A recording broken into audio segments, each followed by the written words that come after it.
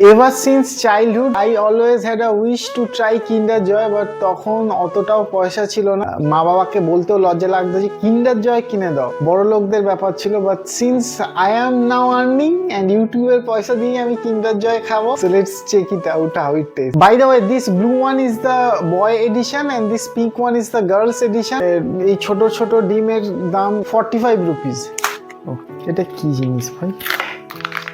From the blue box I got this toy. কি ভাই? গিরগিটি, dinosaurs, whatever maybe. The Kinder Joy. Basically ফেরো রসারের মতো দুটো laddu.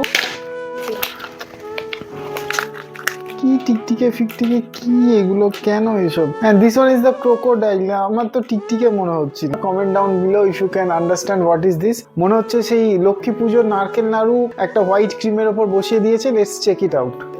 The cream is very hard.